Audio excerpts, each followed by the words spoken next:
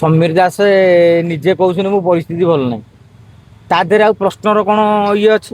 ସେ ତ ମିଟିଂରେ କହୁଛନ୍ତି ଏଇ କାରଣ ପାଇଁ ମୋତେ ତଡ଼ିଦେଲେ। ଏବେ ଆମେ ସଂଗଠନ କରିବା, ବ୍ୟାନର ଲଗେଇକି ଯାଉଛନ୍ତି। ଯାହା ହଉ ତାଙ୍କ ସମ୍ମାନ ଟିକେ ରଖିଛନ୍ତି। ସ୍ୱତନ୍ତ୍ର ନିମନ୍ତ୍ରିତ ସଭ୍ୟ ତାଙ୍କ କର୍ମୀ ମାନେ ଆପଣ ଦେଖିବେ, ହେ ଆମ ସମୀର ଭାଇ ସ୍ୱତନ୍ତ୍ର ନିମନ୍ତ୍ରିତ ସଭ୍ୟ। ଆରେ ସ୍ୱତନ୍ତ୍ର ନିମନ୍ତ୍ରିତ ସଭ୍ୟଙ୍କୁ ପଚାରିବ, ଆଜ୍ଞା ସେ ଯୋଉ ସଭ୍ୟର କାମ କ'ଣ ଆପଣ ଜାଣିଛନ୍ତି? ସେ କାମ କି ଦର୍ଶକ ବନ୍ଧୁ ମାନେ ବି ଜାଣିନଥିବେ। ସେ କାମ ହେଲା ଗୋଟେ ବର୍ଷକୁ ଥରେ ଗୋଟେ ରାଜ୍ୟ କାର୍ଯ୍ୟକାରିଣୀ ବୈଠକ ବସେ। ସେଇଠି ଗୋଟେ ସ୍ୱତନ୍ତ୍ର ନିମନ୍ତ୍ରିତ ସଦସ୍ୟଙ୍କ ପାଇଁ 10-15ଟା ଚେୟାର ପଡେ। ମଞ୍ଚରେ ଅନ୍ୟମାନେ ବସିବେ, କହିବେ ଏମାନେ ଗୋଟେ ଫାଇଲ ଯୋଉ ଖାତାଟିଏ ଆଉ ଗୋଟେ କଲମଟି ଧରିକି ଆମେ ମିଟିଂ ରେ ସାମିଲ ହେଲୁ, ଯୋଗ ଦେଲୁ ବୋଲି ଇଏ ଗୋଟେ ଲେଖିବେ। ସ୍ୱତନ୍ତ୍ର ନିମନ୍ତ୍ରିତ ସଦସ୍ୟ ହେଇକି ଗୋଟେ ବଡ କାମ କରିନାହାନ୍ତି, କିନ୍ତୁ ତାଙ୍କ କର୍ମୀମାନେ ତ ଖୁସି ହଉଛନ୍ତି।